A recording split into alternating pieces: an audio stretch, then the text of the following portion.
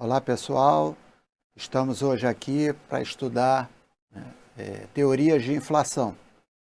Já iniciamos isso na aula anterior, né? Falamos um pouquinho sobre a mais famosa das teorias, que é a teoria de inflação por demanda, né? Onde nós temos um excesso de demanda em relação à oferta presente. O grande vilão da inflação de demanda é o governo que coloca a moeda no mercado, né, permite um poder de compra muito grande e, portanto, os agentes demandam por além da oferta possível, né? A recomendação nesses casos também é clássica, né? É a redução da quantidade de moeda, a redução do poder de compra, né? Nós chegamos a ver alguns instrumentos, né, de política monetária que permitem ao governo controlar a quantidade de moeda, mas no caso da inflação que esteja crescendo, o governo tem que fazer drásticas reduções na quantidade de moeda. É óbvio que isso traz um problema grande, né? Os economistas de Chicago, por exemplo, acreditam que é fundamental reduzir a quantidade de moeda e a inflação de forma abrupta. Você acaba com a inflação, sim, mas cria também uma série de demissões, né, empresas que fecham, né? E isso é resultado, eles mesmos dizem, é resultado de que muitos empregos e muitas empresas, na verdade, viviam de forma artificial, viviam da própria inflação. E que, depois que a inflação é debelada por essa redução drástica da quantidade de moeda, aqueles que ficam no mercado são muito mais saudáveis, né? E inauguram a nova era. Isso foi feito, por exemplo, no Chile, de Pinochet, logo depois de Allende, né? E reduziu a inflação e trouxe um grande período de prosperidade para o Chile. Mas também é bastante drástico, né? E precisa ser tomado, medida precisa ser tomada com muito cuidado. Aqui no Brasil, nós temos uma enorme dificuldade de cortar gastos e moeda em geral. Aqui se acredita que o poder público pode tudo, pode gastar infinitamente.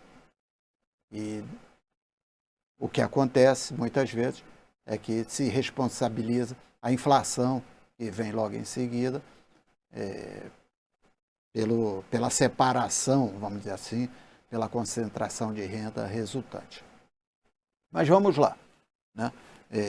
Além da inflação de demanda, existe, na verdade, não existe assim uma inflação pura, né, pura de teoria, né? Nós vamos ver algumas teorias de inflação, né, são apenas ângulos diferentes sobre o mesmo fenômeno da inflação, né?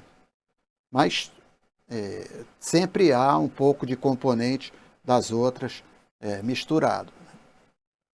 Mas, por exemplo, depois que a inflação de demanda ficou bastante divulgada, né, e a teoria de inflação de demanda bastante estudada, surgiu uma outra teoria, que é a teoria de inflação de custos, né?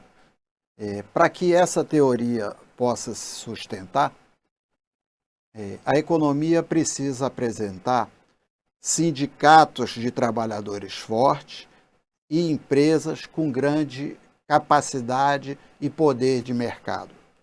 Isso por quê? Porque é exatamente da capacidade desses dois grupos, né, de repassarem para os preços os seus aumentos de custo que resulta a inflação. Então, assim, para ficar bastante claro, vamos supor que você tenha uma alteração forte nos preços de petróleo. Rapidamente, os empresários vão repassar para os preços aquele custo da inflação resultante do aumento do preço do petróleo. Em seguida, os trabalhadores vão perceber que estão pagando mais caros pelos produtos e, portanto, vão reivindicar aumento de salário. Se os sindicatos forem fortes o suficiente para conseguirem a reposição daqueles preços nos seus salários, isso vai ser feito, mas imediatamente vai se refletir nos custos empresariais, porque eles empregam trabalhadores, pagam salários e, portanto, eles agora reajustados criam um aumento de custos novamente para os empresários. Esses empresários, então, vão querer repassar para os preços.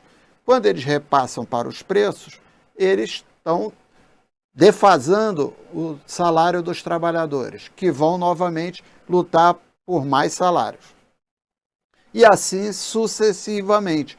Você cria uma espiral inflacionária onde os custos vão rebatendo nos preços, os preços nos custos e praticamente é infinito, né? E por que é preciso ter empresas com grande poder de mercado e sindicatos com poder forte de reivindicação? Porque se um dos dois lados ficar enfraquecido, na verdade, ele vai perder, né? Vai absorver aquele aumento de custo sem repassar. E aí a inflação não se sustenta. Aqui no Brasil, nós tivemos um caso típico. Quando os governos de 64 assumiram, né, Bulhões e o ministro do Planejamento identificaram, né, Roberto Campos, identificaram como se fosse uma inflação de demanda, né, e aplicaram diversos mecanismos e instrumentos para reduzir a demanda e a inflação. Quando o governo muda, né, já em Costa e Silva, né, o ministro Delfim Neto, que assume a Fazenda, vai dizer não, nossa inflação não é mais de demanda, nossa inflação é de custos, né? Então precisamos conter o poder sindical e o poder dos grandes conglomerados industriais. E, imediatamente, né, aciona a repressão a repressão política nos sindicatos, né, mas também cria um mecanismo de controle de preços dentro do Ministério da Fazenda. Na verdade, é um conselho interministerial de preços, né, que teria o ministro da Fazenda, do Planejamento, da Agricultura, da Indústria e Comércio, etc. Mas quem mandava mesmo era o ministro da Fazenda. Esse conselho, inclusive, ficava aqui no Rio de Janeiro, a sua sede administrativa, vamos dizer assim, era naquele prédio ali do Ministério da Fazenda, na Presidente Antônio Carlos, e foi baixado um decreto onde todos os preços industriais relevantes, né, que são esses todos aí que vocês conhecem, farmacêutico, automobilístico, de eletrodomésticos, siderúrgico, químico, itens de supermercado, né, limpeza, alimentos, enfim, todos esses grandes setores industriais eram obrigados a submeter no Ministério da Fazenda uma planilha de custos mostrando o impacto que cada insumo, ou seja, que cada matéria-prima ou que cada salário, né, ou energia elétrica, etc., o impacto que o aumento desses custos tinha na sua estrutura de custos e pedia autorização para o Ministério da Fazenda autorizar o repasse para os preços. E com isso o Ministério da Fazenda meio que controlava, né, cada preço a partir da autorização que ele dava por reajuste. Naquela época, o Ministério da Fazenda analisava a planilha de custos do setor e na autorização para aumento de preço, passava um telex, né? Não existia e-mail, nada disso, passava um telex para a associação daquele setor, autorizando o reajuste. Né? E com isso ele meio que controlava, né? Não dava tudo o que o setor pedia, quando via que tinha muita gente no mesmo mês, ele diluía, dava um aumento para uns em setembro, para outros em outubro, e assim sucessivamente, e administrando os preços industriais e os preços públicos. E com isso, para vocês terem uma ideia, esse controle de preço, ele vigorou até pouco depois do plano Collor. Né? Só foi desmontado, em grande medida, na década de 90. A partir da segunda metade da década, não, da primeira metade da década de 90. Então, nessa inflação de custos, né, a partir dessa espiral inflacionária, custo-preço, custo-preço, custo-preço, o Brasil se articulou de que maneira? Uma presença forte do Estado, afastando as grandes lideranças dos sindicatos para que não houvesse uma organização sindical forte, e o controle de preços sobre os grupos econômicos que tinham poder de mercado suficiente para marcar preço. Né? Isso funcionou bem, vamos dizer, bem. Né? Funcionou com eficiência até determinado ponto. Né? Depois foi um entrave. Né?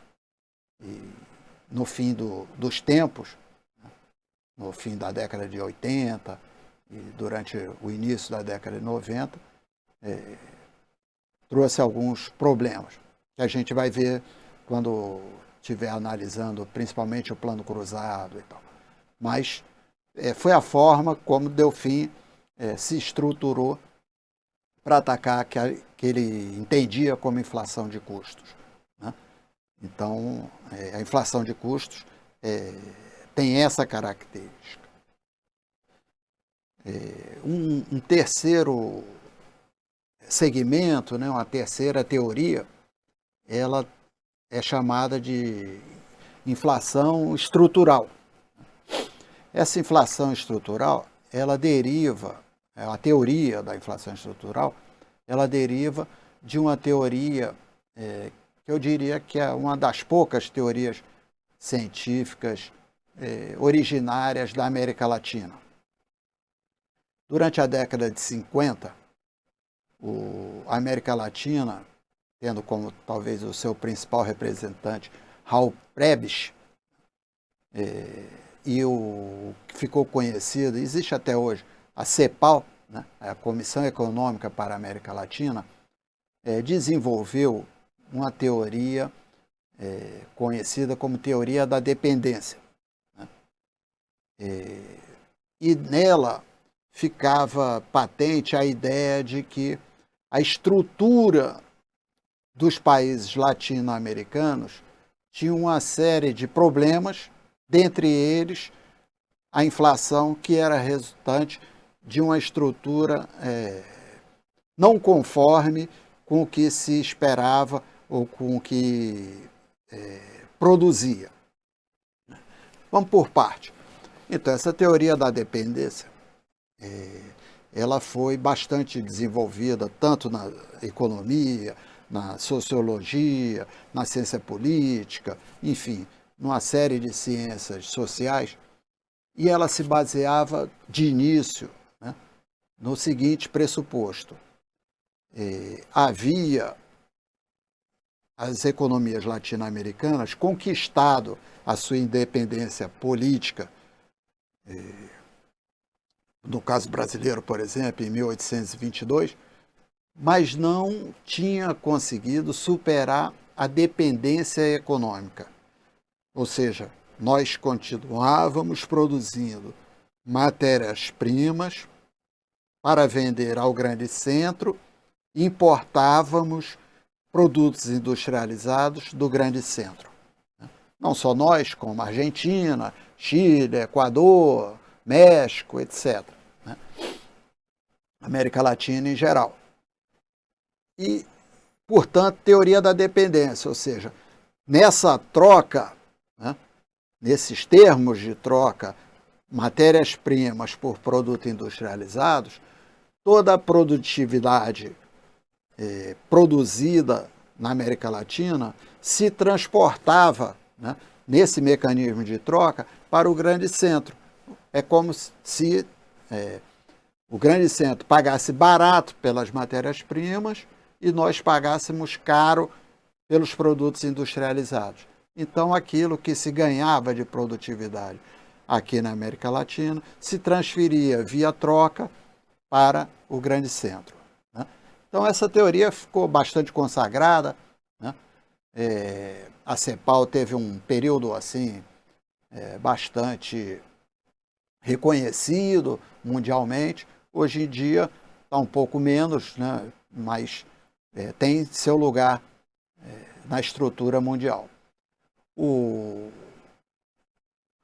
Do ponto de vista da inflação, essa teoria de inflação estrutural resulta de que esses países que tiveram a sua independência política, mas continuaram tendo a dependência econômica, fizeram uma estrutura de produção muito disforme, né? Em que sentido? Por exemplo, você tinha áreas capitalistas bastante desenvolvidas, né, misturadas com áreas praticamente feudais de produção, em alguns casos até escravista, né, embora não tivesse escravo formal, mas era produção com estrutura análoga à de escravo, né? Então isso distorcia, por exemplo, a produção.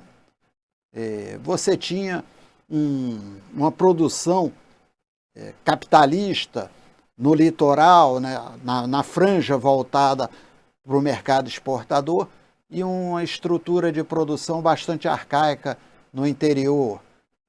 Você tinha, por exemplo, a indústria automobilística que veio para cá. Ela era projetada para uma sociedade, por exemplo, da Volkswagen na Alemanha, da General Motors nos Estados Unidos, e tal, onde você tem um padrão de consumo, né, uma estrutura média de renda que permite você produzir uma grande quantidade de automóveis e vendê-los para aquela classe média e classe média alta, com uma certa homogeneidade de renda. Quando você desmonta aquilo, transporta para cá, monta a fábrica aqui, você monta num ambiente onde, embora a população seja grande, a população com renda suficiente para comprar aquele automóvel, né, principalmente na década de 60, era um contingente muito pequeno. Então, uma fábrica projetada para produzir uma quantidade enorme de automóveis, né, tinha que ser remunerada por uma quantidade pequena de produção e venda. Então, essa disfunção também fazia com que os preços fossem elevados. Você tinha também propriedades da terra, algumas propriedades, por exemplo, no sul, pequenas propriedades de produção, como normalmente você encontra na Europa, né, e grandes propriedades de terra no norte, no centro-oeste, principalmente no nordeste, que eram propriedades de terra muito mais para especulação do que para produção. Então, eles foram mostrando uma série de problemas na estrutura produtiva do país, né? E que isso se transformava, né, numa disfunção que a inflação mostrava, né? Que a inflação crescente mostrava. Por exemplo, né, que foi uma discussão que a gente até falou um pouco na aula passada. Nós tínhamos uma necessidade grande de que o Estado, né, complementasse a produção. Então, criamos diversas estatais, produzimos aço, produzimos fertilizantes, produzimos uma série de petróleo, né? Tudo estatal, né? Que precisa constantemente de investimento, né? E, ao mesmo tempo, temos uma enorme dívida social, um gasto elevado na área social, né? Isso requer uma quantidade enorme de capital. Nos países desenvolvidos, o Estado se preocupa com menos coisas, porque ele não precisa prover de empresas na área privada, já que o setor privado toma conta disso, né? Então, aqui você precisa de uma quantidade de recursos relativamente, né, pelo tamanho da sua economia, muito maior enquanto Estado do que nos países desenvolvidos. Então, você vai criando, né, essa defasagem entre a necessidade de recursos e o atendimento à população ou até mesmo às empresas estatais que o governo era obrigado a criar. Então, isso produz déficit. Então, eles vão mostrando que a estrutura produtiva não era adequada para a produção brasileira, chilena, argentina, enfim, da América Latina, né? E isso resultava de inflação.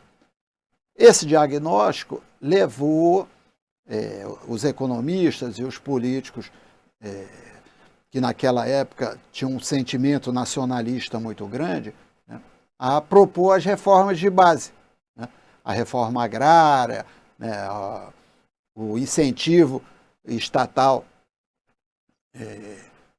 às grandes estatais, né, o atendimento à saúde, à educação em maior nível, né, a produção capitalista mais extensiva, né, até Brasília, né, que era uma forma de levar a economia para o interior, tinha esse viés, né? Então, as reformas de base eram a grande proposta nacionalista brasileira, chilena, argentina, boliviana, etc., para controlar não apenas a inflação, mas resgatar, vamos dizer assim,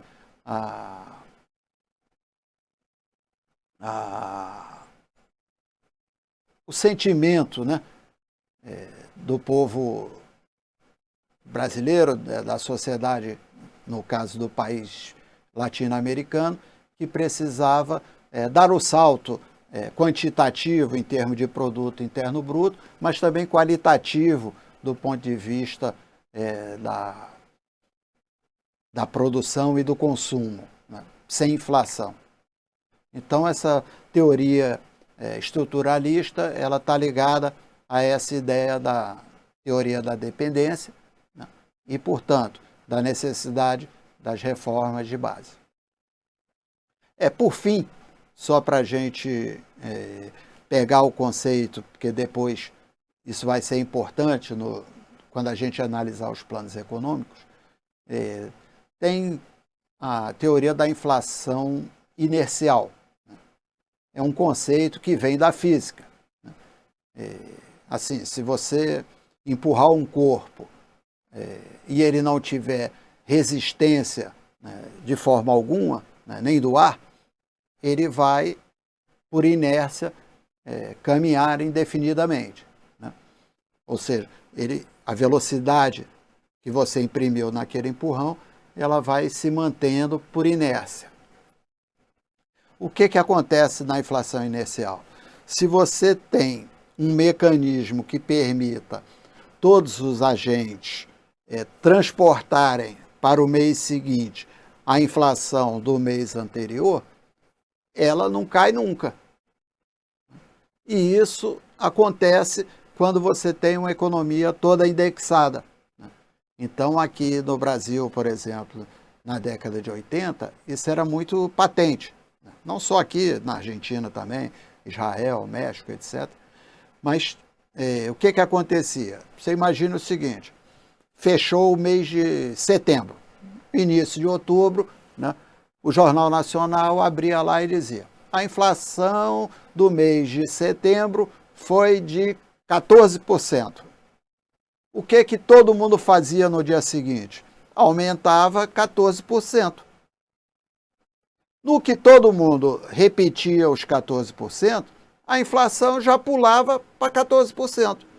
Não importa o que você fazia. O que você fazia para controlar apenas impedia dela crescer muito. Mas os 14% do mês anterior já estavam presentes no mês seguinte. Entendeu? Então, por inércia, ela ia se reproduzindo mês a mês e criava uma espécie de piso, né? Ou ela subia ou ela se mantinha no mesmo patamar do mês anterior. E isso foi fazendo com que a economia crescesse, ou que a economia não, que a inflação crescesse, né, de tal forma a beirar aquilo que ficou conhecido como inflação ou hiperinflação. A hiperinflação é um conceito claro. Se vocês entenderam o conceito de inflação, o de hiperinflação é simples de entender. Ele é resultante de uma inflação muito rápida, né? Uma inflação que dispara e que tem uma velocidade de marcação de preço muito grande. E isso acontece de vez em quando, né? Por exemplo, na Alemanha, no Entre Guerras, na Áustria, na Bolívia tivemos grandes hiperinflações, né? Aqui a gente caminhava para isso, na Argentina também, na década de 80. O Mário Henrique Simons, que foi ministro da Fazenda e do Planejamento aqui na década de 70, ele brincava e dizia que na hiperinflação, andar de ônibus, andar de táxi era mais caro, era mais barato que andar de ônibus. Porque o táxi você pagava no fim da corrida e o ônibus você pagava na entrada do ônibus. E que, portanto, o tempo que você levava dentro do carro do táxi, a desvalorização da moeda fazia com que ficasse mais barato. É uma caricatura, né? Mas é importante para a gente entender que na hiperinflação o valor da moeda se desvaloriza muito rápido.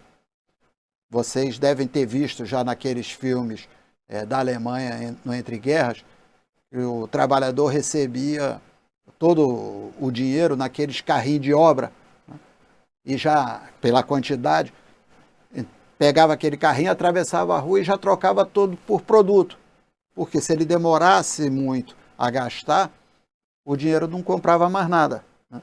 Então, na hiperinflação, você tem uma disparada do aumento de preço. E aqui nós estávamos caminhando para isso, né? Naquela época, década de 80, segunda metade da década de 80, início da década de 90, você entrava no supermercado, toda hora tinha alguém com uma maquininha que parecia uma pistolinha, marcando o preço nas gândulas, né, nas prateleiras. Por quê? Porque os preços cresciam rapidamente, né? Não numa velocidade ainda de hiperinflação, mas com certeza no caminho da hiperinflação. E isso é devastador. Para vocês terem uma ideia, a Bolívia, que conviveu muito com hiperinflação, a Bolívia, na sua história, tem mais presidente da República do que anos de República. Porque na hiperinflação o governo nunca se sustenta, né? Então, vai se livrando do presidente para tentar uma solução, né? Igual o time de futebol que perde muito e demite o técnico. É mais ou menos o mesmo processo. Então, é devastador, né? O trabalhador, para as empresas, para todo mundo. E aqui no Brasil, nós precisamos, na época, né, encontrar soluções antes de chegar nisso, né? É importante destacar que isso aconteceu quase que simultaneamente em diversas economias, principalmente da América Latina, da África, né? Assim, um processo inflacionário bastante elevado nesse período, né?